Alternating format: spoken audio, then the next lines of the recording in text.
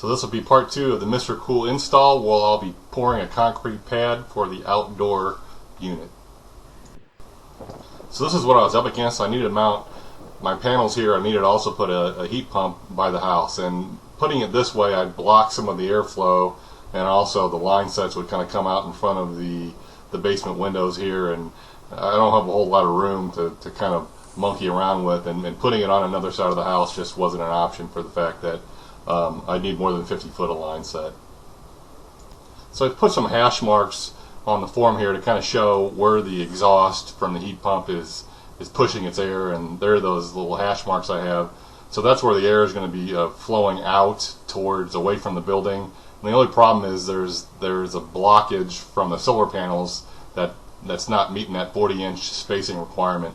So putting it in that orientation really wouldn't work, because I'd be blocking some of the flow on the heat pump, and so I didn't want to do that and block that flow. So I ended up making it perpendicular at 90 degrees to the building. That will allow me to kind of squeeze it in there more. Okay, here's a little frame that I built for it with some leftover pallet wood and some 2x4s here, and so this will hold the frame together, and will give me also about 3.5-inch slab. So I'll fill all this with gravel and then put that in the ground, and then I'll give about a 3.5 to 4-inch slab. Now, this is one of the driving factors for the positioning of the unit. So right here is how much space I have to have in front of the condenser or the outdoor unit to be able to mount it correctly.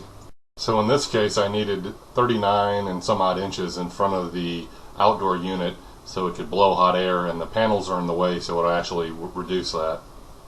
So I decided to mount it perpendicular to the house, which would allow more airflow and also to get more panels in. Okay, in this 90-degree configuration of the house, you can see those same hash marks. Now I'm blowing air straight behind the panels, and I got plenty of room to kind of exhaust the heat or the cold in the winter and winter mode. Alright, so once I get the form down, I spray paint it to figure out where I need to dig out some earth. And that's probably honestly the easiest process, is spray painting it. The rest is all manual labor, and you'll get a good workout digging and pouring concrete and shoveling gravel. So that's the hard manual labor, like I said, but it's nothing an average DIYer can't do. Alright, now with the spray paint put down, all I have to do is lift up the form, and I've got my outline of where I gotta dig my hole. So I dug the hole roughly, I think, 2 or 3 inches deep, and then put in gravel for drainage, and then I poured the concrete. So that's my outline there. Okay, after digging, here's my result. I just dropped my form in there, and I staked it in there and made sure everything was level in all dimensions and all that great stuff that you got to do to get the form to sit right. And then we started pouring in the gravel, one shovel load at a time. So that was probably honestly the hardest part, is getting the gravel from where I had underneath the deck and then putting it into the bottom of the form, and then we kind of compacted it. And then once it's all compacted, you can put in the concrete.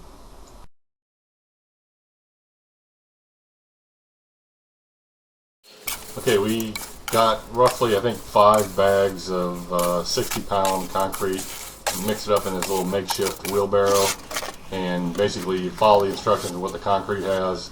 Use the exact amount of water it recommends for the first couple layers, and I left the last layer kind of wet so I could have kind of a nice smooth finish that I could put the condenser on and be level.